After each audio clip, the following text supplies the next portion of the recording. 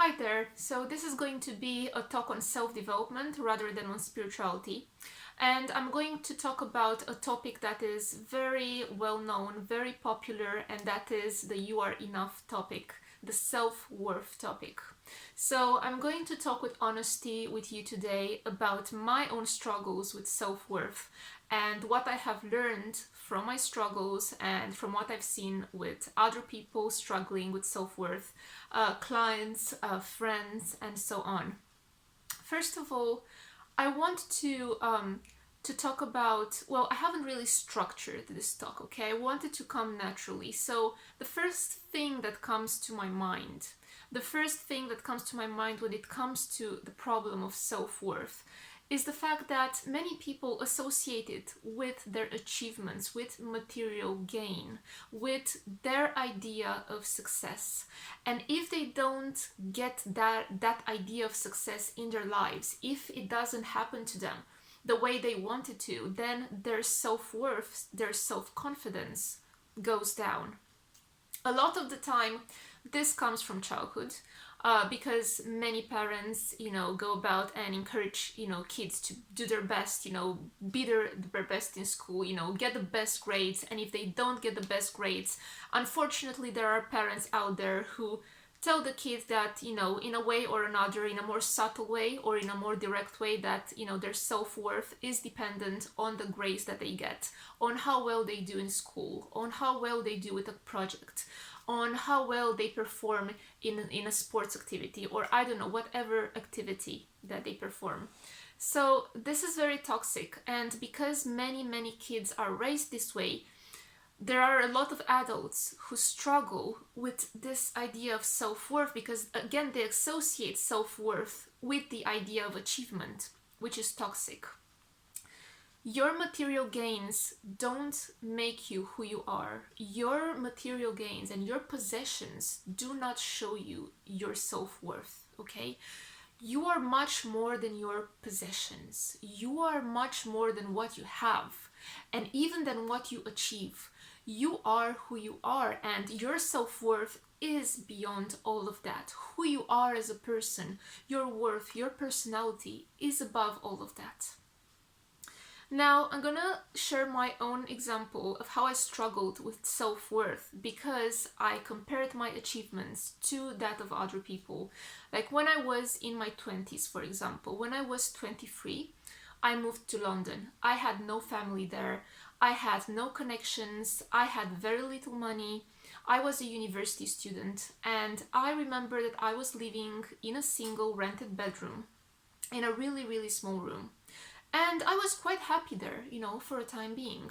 And then I remember moving into, like a year later, upgrading my life and moving into a double bedroom all by myself, again rented within a flat.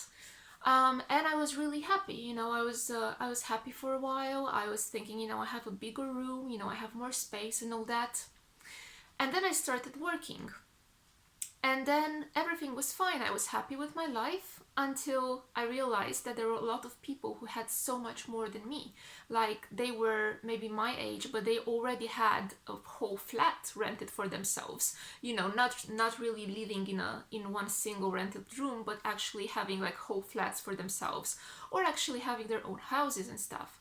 And then I started feeling all of a sudden less than I was feeling before. And then, even though I was only working for like less than half a year, I think, and again, I had no money, no family, no connections, living in one of the most expensive cities in the world.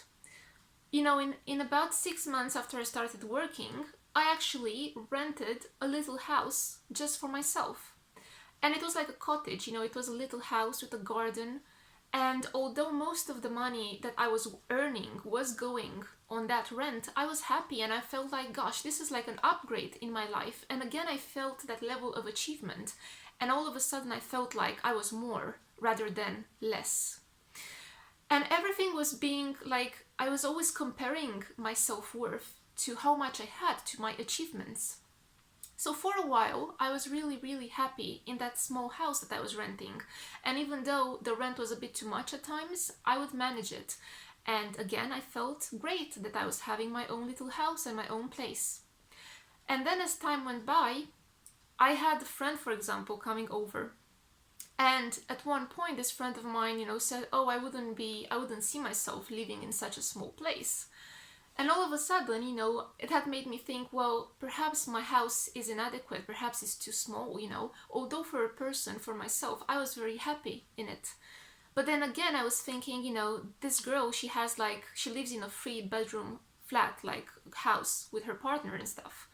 And although I was a single person, and I obviously couldn't possibly afford at that point in my life, like in my mid-20s, a house like hers, being a single person, because she could afford it, she had a partner. But I was still like comparing myself, to her and to other people, thinking again, I wasn't enough, and again I was thinking I was less. I was thinking less about myself.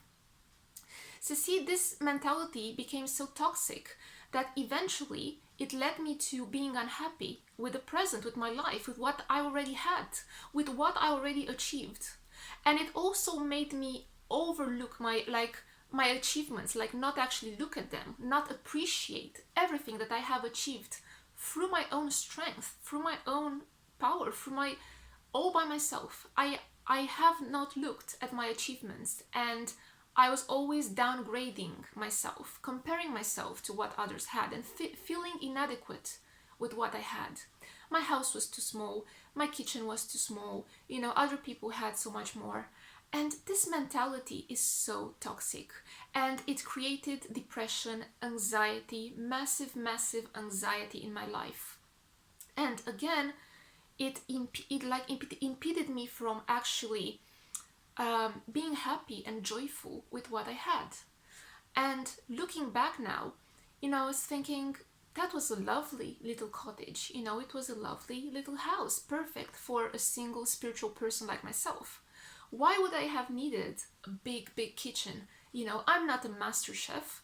I'm not inviting 20 people over into my kitchen or into my living room. I'm an introvert.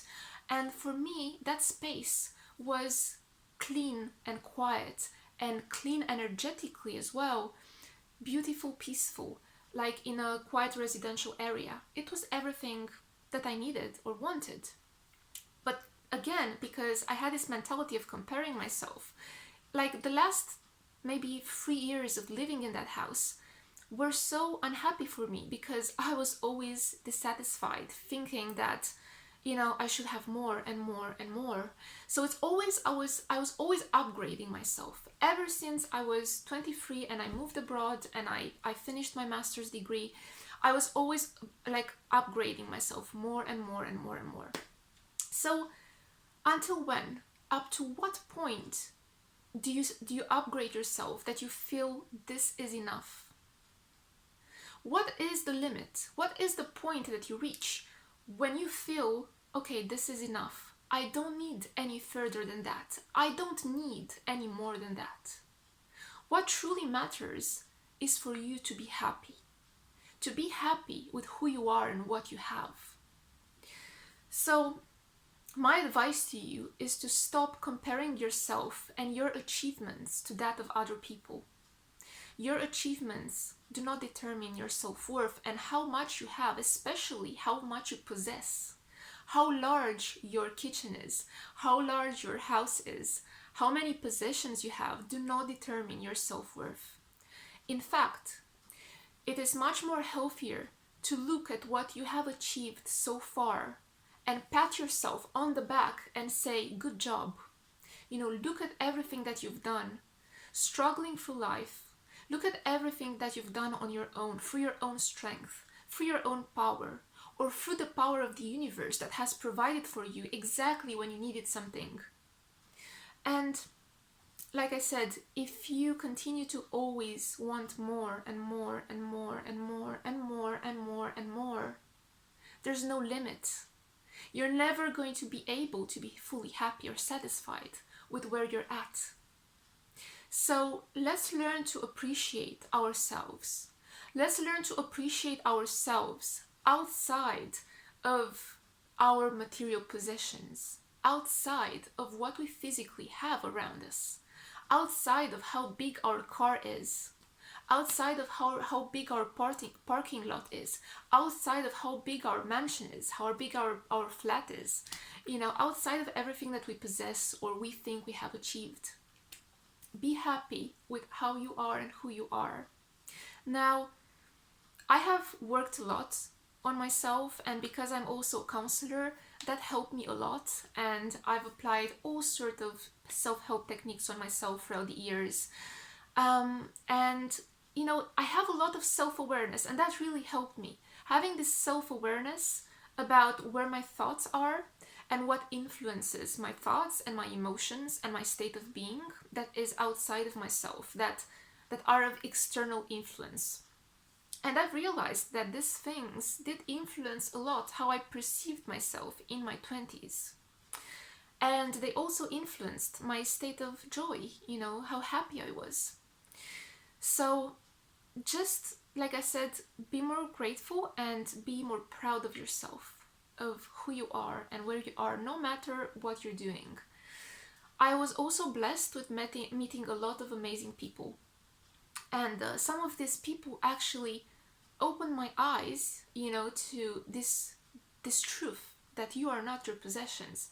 Because instead of choosing, for example, corporate jobs that were very well paid, these people choose jobs as librarians, for example, or jobs that other people just, they say, they're just such petty jobs. But it is because it makes them happier, and they have actually more money from other places, such as social media, or such as, selling courses online, or, doing things that they love. But they also have the side jobs that, it makes them happy. They don't need this massive, managerial corporate, position or something to be happy. And they choose this lifestyle, and they choose it because they are perhaps introverts. They don't like to be around a lot of people. Perhaps they don't like to be bossed around. To work under someone, who's always bossing you around, and, who is always like trying to use you to make money for themselves or for a company that you don't really believe in anyway. So, these people choose these lifestyles that others would say they're just petty and, mediocre and modest or something. But these people, they are the happiest people that I know. These people choose who they are because they don't need to prove anything to the world. They don't need to prove anything to themselves. They choose their lives. They choose what jobs they want to do. They choose how they spend their time and not slaving away for other people's ambitions or to prove something to other people. They do not wish to prove anything to other people. They do not slave away for others. They do not compare themselves because they know who they are and they know what they need in this life. So this is my message to you about self-worth, which I think is so important. And this realization that we are much more than our achievements by a certain age, or how much we have, or how big our house is, or whatever. This realization brought me again peace in my life and joy.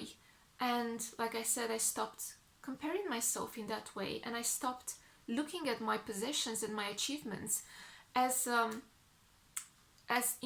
if they were telling me who I was and how much I was worth. No, our self-worth is beyond all that. So I hope this video enlightened you in some way, and it helped you in some way rediscover that spark, that inner spark of self-worth and who you are, and made you compare, will make you hopefully compare yourself less to others in terms of their achievements and possessions, and hope you will live the kind of life that you want to live and that makes you happy and that is authentic to who you are. And I hope you have all a happy new year.